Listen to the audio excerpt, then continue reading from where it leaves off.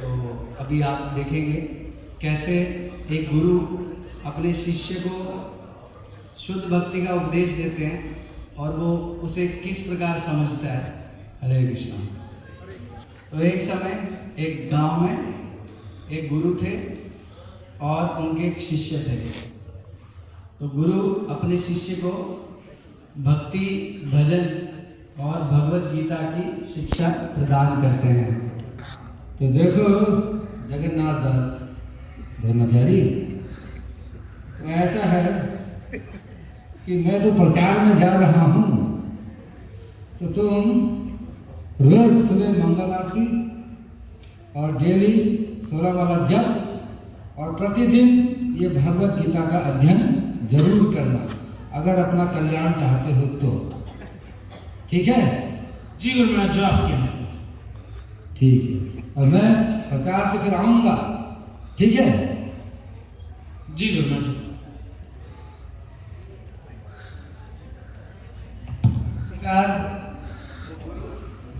उस शिष्य को भगवत गीता के नित्य अध्ययन का उपदेश देकर भारत भ्रमण करने के लिए चले जाते हैं और वो शिष्य अपने गुरु की आज्ञा पालन करते हुए प्रतिदिन गीता पाठ करता है। गीता पाठ करते हुए वो पूरी तरह से अपनी कुटिया में निमग्न हो जाता है।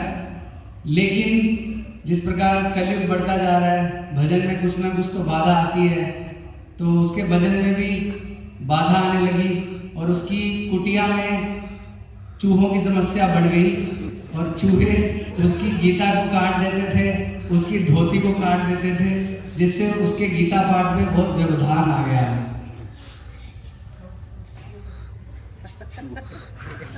अरे क्या है? ये कौन है? ये चूहों ने तो दिमाग खराब कर दिया। गीता फाड़ दी, धोती फाड़ दी, अब क्या करें? ये तो बहुत बड़ी समस्या है। आखिर गीता जो पढ़नी है तो कुछ समाधान तो निकालना पड़ेगा। एक काम करता हूँ, बिल्ली पाल लेता हूँ। तो इस प्रकार चूहों से निपटने के लिए उस ब्रह्मचारी ने 2 बिल्लियां पाल ली।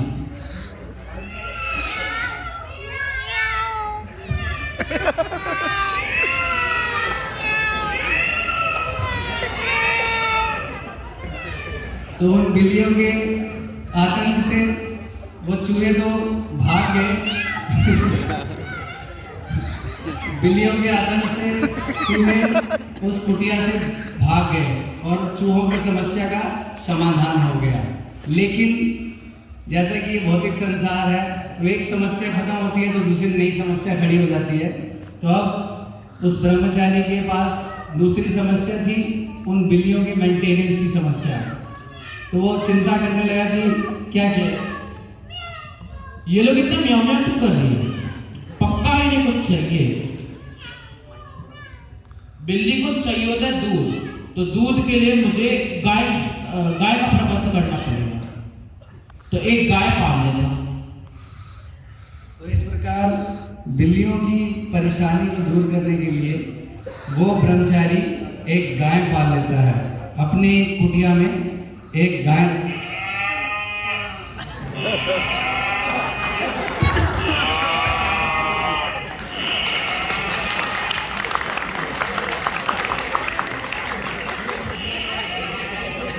तो कुटिया में अब एक आश्रम में एक नया आश्रमवासी आ जाता है, वो थी वो गाय। तो अब उस साधु, उस भक्त के पास भगवत गीता पढ़ने के साथ साथ एक और दायित्व आ गया, उस गाय की देखभाल। अच्छा, अब गाय तो पाल ली, लेकिन अगर मैं क्या गाय का ध्यान रखूंगा तो गीता कौन पढ़ेगा? आखिर गुरु की शिक्षा जो पालन करना है। तो एक काम करता हूँ, एक नौकर रख लेता हूँ। नहीं, अगर नौकर रखूंगा तो क्या पता वो दूध में पानी मिला दे, खुद दूध पी जाए। इससे अच्छा कोई मैं अपना रखता हूँ जो अपने सुख के लिए गाय की सेवा करे, गाय का पालन पोषण करे। तो मैं एक शादी कर लेता हूँ। तो इस प्रकार गाय की देखभाल करने के लिए उस भक्त ने एक परमानेंट सॉल्यूशन ढूंढने की कोशिश की, शादी करके की योजना बनाकर। तो इस प्रकार वो ब्रह्मचारी फिर सिंगल से डबल हो गया।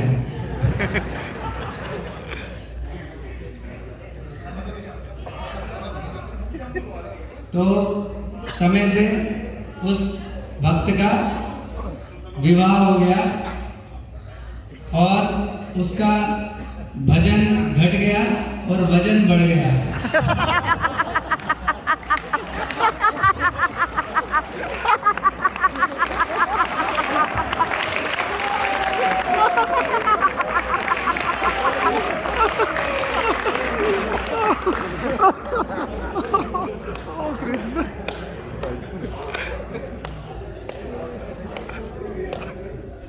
इस प्रकार समय बीतता गया और उस भक्त के घर पे बहुत सारे नए नए मेहमान भी आ गए, नन्हे मुन्ने बच्चे।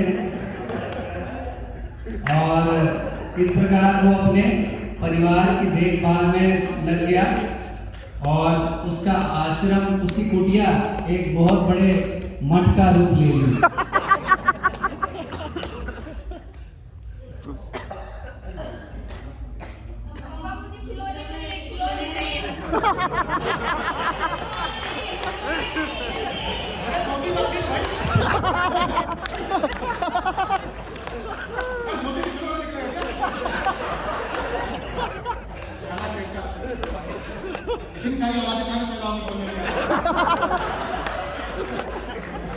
तुम्हारे क्या मैंने देखो इतने सारे पैदा कर लिए।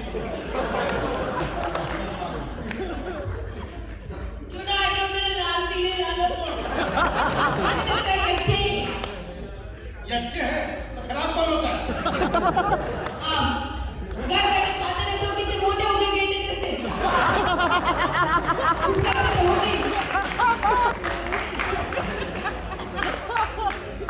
तुम्हारी माँ है ना, जितना आराम करके रखा मेरा।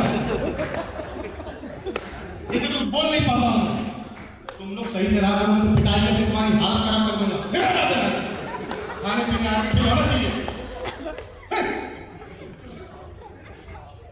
क्यों डांट रहे हो? मेरी जिंदगी बर्बाद कर दी तुमने, मेरे बच्चों को क्यों डांट रहे हो तुम? बच्चे नहीं रखने थे तो शादी क्यों की?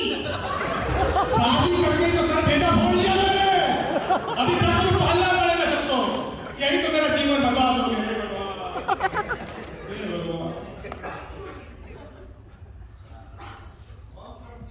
तो इस प्रकार उनका परिवार बहुत सुख शांति से चल रहा था।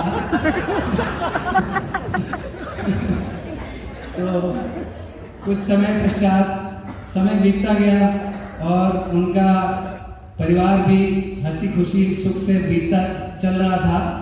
और वास्तव में जो सदगुरु होते हैं वो अपने शिष्य को कभी नहीं भूलते हैं।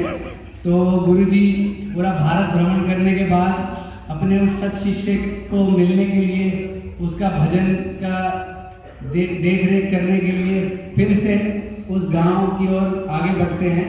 लेकिन वहाँ का दृश्य देखकर गुरुजी बहुत आश्चर्यचकित हो जाते हैं।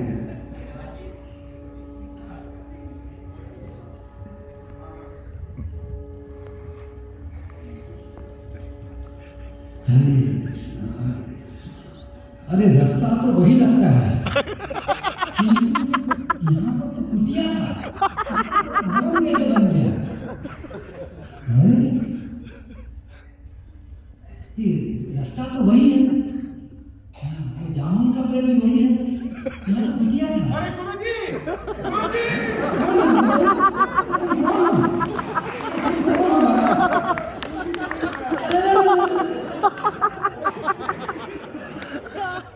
ये कौन हमारा?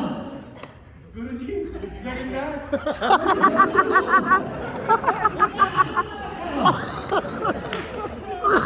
क्या हो रहा है सतु?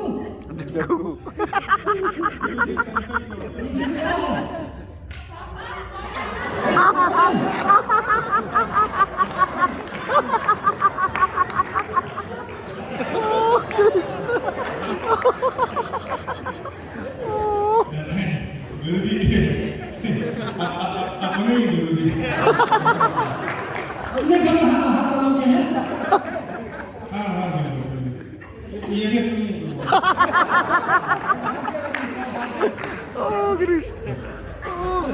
अरे जब में तुम, अरे हमने तुमको कहा था भगवत गीता पढ़ो। चैतन्य महाप्रभु ने कहा वैराग्य विद्या नित्य भक्ति योगम। तो भक्ति योगम वैराग्य वाला है, ये कौन सा भक्ति योगम है? गुरुमाज देखो ना कितना प्यार कर रहा है। गुरुमाज एक बार देखो ना, नजरों देखो ना, प्यार दिखेगा। गुरुमाज इस प्यारे में बड़ा कहाँ से आएगा?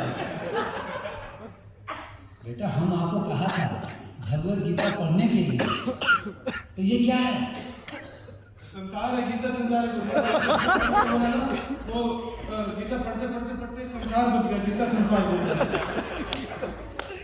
तो भजन भजन कर रहा।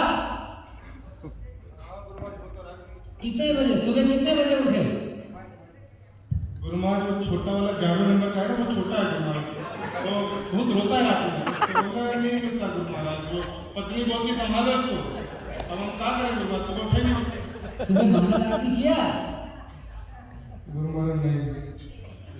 माला माला किया? 16 माला जप किया? गुरुमाज माला तो दिया नहीं गुरुमाज, ये इनके नाम लेता गुरुमाज, केशव, माधव, राधा रानी। तुम्हारा माला हो रहा है, इनका नाम लेकर तुम्हारा माला पूरा हो रहा है।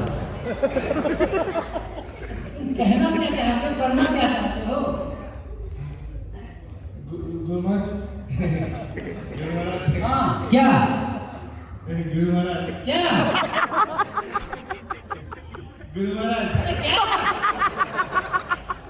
गुरुमाज हम लोग एक जन्म में गोवर्धन नहीं जाना चाहिए।